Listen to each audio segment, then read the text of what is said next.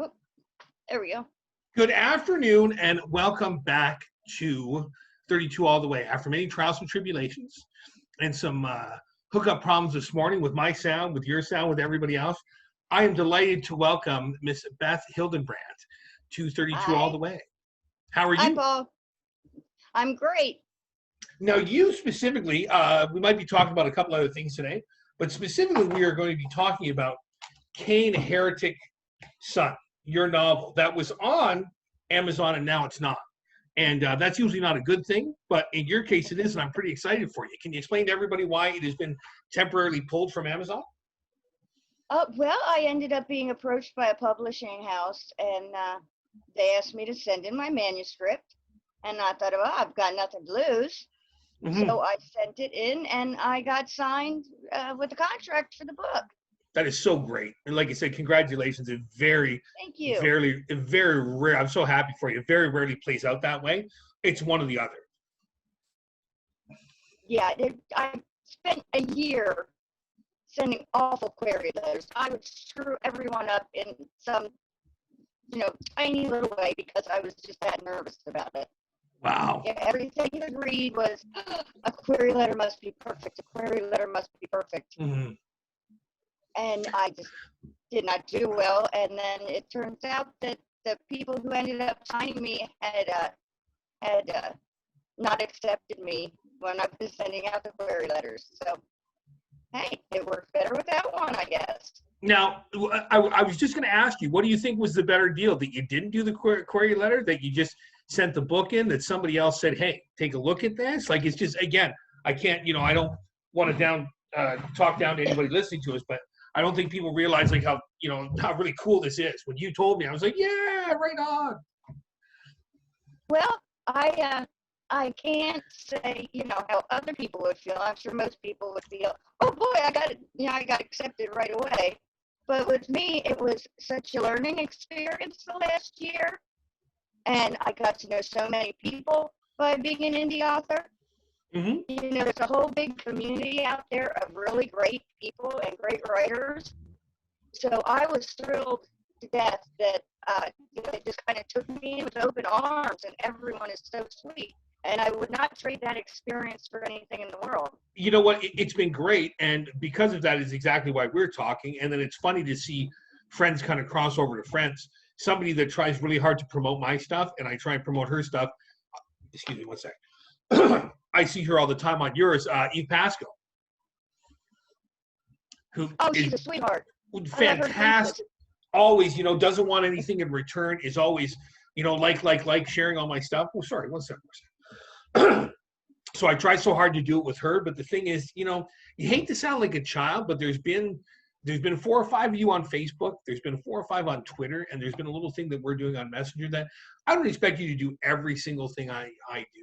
But when you do so much for somebody, like, it takes a second to hit that like. I don't expect you to send it to all your pages. Yes. I don't expect you to send it to all your groups, your social media. But like yours, for example, when it was getting almost a double shot because I was sending it out to have people get ready for this interview, and then she was sending out what I was sending out. So I just thought that was fantastic of her because, she doesn't know anybody anything. It's been great that she's helping me and she's helping you at the same time. Oh yeah, there's some just the best people in the world in the indie community. Yeah, I'm really, I can't lie that it'd be nice to get a big fat check from somebody, but I'm happy with the way it's gone so far. So what do you want to tell us about? Definitely. What do you want to tell us about Cain here? There's obviously a dude named Cain. I hate giving away people's books. I was going to read your synopsis, but I figured you'd be able to explain it much better than I would. Well, if anyone has seen the Prophecy movies, and with the crazy guy, I forget his name. Dang it, I forget it every time I need to know it. But it's angels, demons, and Cain. Cain be cursed and marked by God. Cain cried out to God, well, if you don't kill me, someone else will, So God marked Cain. In my book, the mark of Cain is red eyes because he spilled blood. He was the first person to spill blood ever. So, he's wandering immortal.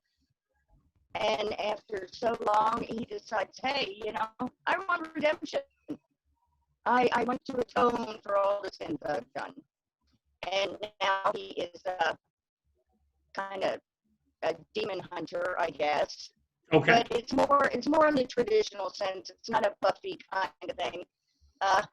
It's more possessed, people being possessed, and Cain helping them out. And Okay, it gets a little crazy. It gets a little, you could call it dark fantasy / horror. I kind of ride the line there real well. Well, that's something that I was really intent on asking when we started talking to each other, because it has the biblical terms. You don't consider this a religious type of book at all, do you? Oh my God, no. Okay, no, just one. No. The people in the church would consider demon sex religious. I always hate to offend anybody, but I've had a couple people doing my own things where you're always shocked at how prudish some people are, and then other people it's all the way. So we're talking about Cain, and I was just like, well, you know what, I should ask. For some people, the biblical imagery or the overtones are very big, but they don't. There's always a redemption end of the story that I necessarily don't find. I don't think you need the religious aspect to have the redemption part of the story. That's the way I look at it. Well, the religious aspect is more of the past. Yes. Cain's origins. Although, Cain is the key to the gates of hell in this book. Okay. So he's kind of a pawn between the angels and the demons. The demons want to see hell's gates open. And then there is a band of angels who are specifically there just to make sure Cain does not fall again. Okay. So he's got a team? Well, he doesn't know it, though. Oh, okay. He does not know that these angels are specifically there to keep him in line. They just kind of pop up every now and then when he's about to fall. I see. So let's talk about the whole process here. This is part of the thing I'm always interested in. Was there a structured detail? Was it Cain? Was it just the idea of the story? Are you one of those people that, just tortures yourself from the very beginning with every sentence, or did you just start writing? I just started writing. Okay. I always kind of had this story in my head. And I spent many years working and raising kids, and then I decided, I'm just going to do this for fun. I'm going to finally write this book. And I just started writing, and then, I kind of did the bare bones, and went back and rewrote. And then I did the year worth of query letters. And finally just said, okay, you know what, I'm going to post this on Amazon. Why not? That's great. Yeah, I don't know if people have high expectations, low expectations. I always like to ask about the writing end, because again, I was just someone who just started writing. And whenever you go and you present that to people out there, it always seems to fall into two categories. This dude just knows his book's going to be $1 million bestseller, or this guy just, well, you shouldn't even be thinking about making any money. It's great if we do make money, but I really enjoyed the process of doing mine, which I never thought I would do, and meeting other authors and talking. So I just always wondered what I guess, I hate to say it this way, it's almost like writing the book is the simple part. It's everything after. It's everything later on. So I guess the question is, have you enjoyed everything later on, like the querying and how things have changed around? Because it's obviously you've done something right. Because again, I hate to keep repeating myself, to have this go from an indie book to have people say, no, we're pulling it and doing this and doing that. That's just great. Well, like I said, the whole thing has just been a big learning experience for me. And I put the book on Amazon with my son's high school computer, edited that way. So it was raw as dirt, And I had sales. I was doing okay with sales, but I didn't want to overprice a book. I didn't know anything about that kind of stuff. And I was just, okay, I'm in the middle of the second book, and I want to justify even writing it. Are people going to buy it? So when they approached me, I was like, I have nothing to lose at this point. I was able to keep the rights to my book. No, and again, that's incredible. That's incredible, because I don't know. Again, I hate giving away too much of anybody's story.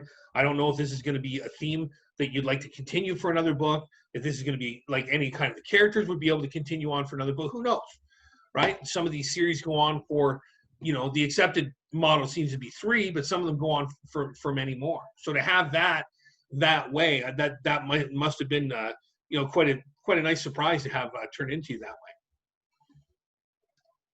Oh, it was. I think I burst into tears after I hung up with them. I was in a panic, for a week, worrying about, oh my God, they're going to tell me it's awful. I just don't want to hear it's awful again. And then when they called, they'd been trying to call me for 2 days, and I've been missing it. But when they finally got a hold of me, and they said, well, we're going to send you the contracts to go over. That's so great. And all the reviews from our what do they call it? The people who read the books. I'm sorry, I'm nervous. No, hey, take your time. We're not going anywhere. Critics read the book as well, and send in their opinions. So when I got all that back, I was, wow, here we go. Let's do this thing. Like you said, again, it's so great. We were talking. We were just getting to know each other a little bit on Facebook, and well, I can't do this now. And I thought, okay, well, she doesn't want to do that. That's fine. And then, not going to lie, not like we spent a ton of time getting to know each other, but always a little miff when no one does it without any answer. And then when you basically said, well, do you want to explain why? I'm like, well, yeah, I think you should. And then my attitude just totally changed. I'm like, oh, I'm so excited for you. I was going to say, well, you're blowing me off? I don't think so. And then when I found out why, I'm like, that is so great. Yeah. So great for you. Oh, you sound like me. Well, the thing is, like I said, in the indie community, if somebody helps me, I'm paying it back. And you were so nice to me when I met you. There was no way I was going to blow you off. I knew we were going to get together and do this sooner or later. And I appreciate it so much, because other people have done the same thing. And like you said, we mentioned Eve earlier. Some other people that are on Twitter. We've got a little group that's up and running. It's just, I can't thank people enough. It only takes 2 or 3 people to catch it on to send it into their own little network to have it really come back to you. Mm-hmm. And again, I'm, I don't know. I don't think I ever believed that, I just wrote it. Like, I want people to read it.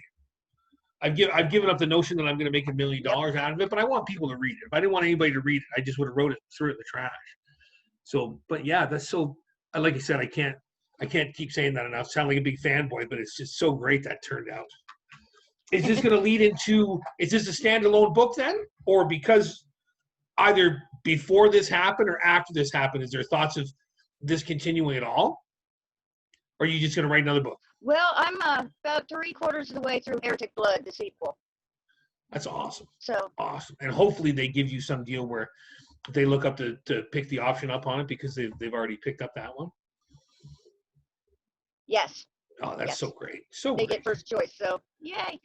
Now you were saying earlier, because I want to make sure I put it up so people can see it when we launch the interview. You don't have an exact date, but you're talking before September.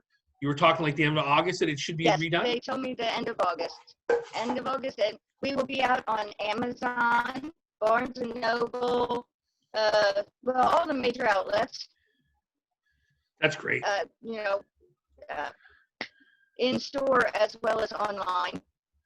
Again, you know what? I think they said a 4-minute video for the book and some other things. That's great. So that's great. Like, I'm excited and nervous all at the same time. Yeah, but you know what? Like I said, I think a lot of times, you hate to sound like you're looking down on younger people, but I don't know how I would have handled this when I was younger. I don't know how I would have handled either A, the criticism, or B, if you were to get sudden fame. So you were just saying earlier, you've got a husband, you've got some kids, you've done your bit. Like, hey, I don't think to this point it could have turned out any better for you. So whatever expectations come after this, I think you've already exceeded them for yourself. It's excellent. Well, I said to my friend yesterday, I think life begins at 50. Yeah, which I always thought was a bunch of crap until I turned 50 a couple of weeks ago. Yes. And I'm glad it happened now in life when I'm mature enough and at a point in my life where I'm not being selfish. My kids are older. I'm not taking time away from them to do this. because they're busy with their own things, you Oh, know. They sure. don't have time for mom anymore. Yeah, So it's the perfect time in life to set off on a new adventure. it's really funny. The nieces and nephew come over and they have no understanding of it, or like when I have to tell them, you know, I have to work online, I have to do whatever, and then just to see what their reaction was when I had an interview on a local TV show, we sat them down in front of sat them down in front of the TV, and the little girl, her mind was just blown. She kept turning from me to the TV, to me to the TV. You're in the TV, and I'm like, well, yeah. I'm like, this was like 2 weeks ago, but you're in the TV. Well, I'm not technically. You know, it's great that you have family that are going to be able to see those moments later on. It really is. You know, it is. What are we doing after the sequel? So supportive. What are we doing after the sequel? Well, I have all the way to book 3 in my brain. It just needs to spit it out. After that, I'm thinking I'm really into Norse mythology these days. Yeah, in a totally different direction then? It would. And I love a good old-fashioned ghost story in a haunted house, the whole thing. I actually just came back from Gettysburg yesterday and did a ghost tour while I was down there. I saw that online. Where my father loved that stuff. Where exactly were you? Did you get to see any of the older farms or any of the trails or? We did. I mean, we did the standard battlefield tours. Second day, the first night we were. Baltimore Street seems to be the main drag in Gettysburg. Okay. And we saw a whole lot of. Well, you couldn't really get inside the business. They did not open until Thursday because of COVID. Everybody's kind of shut down, except for the weekends. So we did an outside walking tour where we got to see the houses, and great history lesson. Oh my God, so much history. You can't throw any, foot away without landing on history in that town. Is this something that your husband enjoys as well, or is this like your deal? Well, I went down with a friend of mine, but my husband just said, after I sent the pictures, he said, I want to go too. That's always the way. Trip. That's always the way. I don't want to go. And then when you see what fun they had, well, how come I didn't get to go? I asked you to go. And, I've been guilty of that a couple times. We were talking about going to Williamsburg. Yeah. And then he was like, oh, that looks so neat. And that's 2 days is not enough down there, especially when half of it wasn't open. So he and I are going to go back, I guess. Williamsburg is closer to me, I think, is going towards Buffalo, no? Or am I missing out my missing out my Civil War? Oh, sorry. Okay, no. That's nowhere near me. There's You're in Jersey, right? No, I'm in Canada. You're in Canada. I'm in the honeymoon capital of the world. I'm in Niagara Falls, Canada. Oh, cool. Yeah, there's you know what? I wish I could look it up for you. My sister would know, but outside of, I can't remember if it's Niagara Falls, New York, but it's on the American side. There is a McDonald's that was a Civil War building. And I'll see if I can send you the details. I'll send it to you later on Messenger. Who they told them, you'd never get away with this now. There'd be too many interest groups. They said, if you leave it the structure and the integrity of what the building looks like, we will let you open a McDonald's. So we always thought it was so cool when we were kids, and my parents would take us there because it doesn't look like any other McDonald's, right? I don't know if they let you still do stuff like that. Yeah, it's really neat. I'll see if I can flag it down for you. I'll send it to you on Messenger. Be your next trip. You can make your way down to New York State.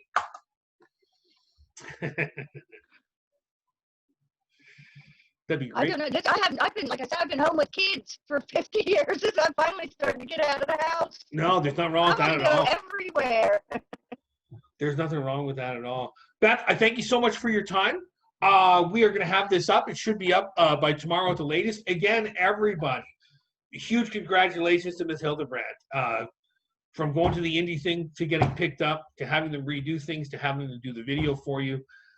It is going to be at all your big centers if you guys want to check it out soon. Cain, Heretic Son, Barnes & Noble, Indigo, Amazon. Make sure you guys check it out and give Beth some support. And you were on Facebook under your name. If people want to see some of your work, no?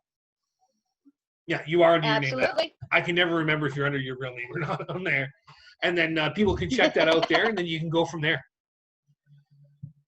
Thank you so much for your time, Paul. Thank you. Have a good time. You too. Bye-bye. Okay.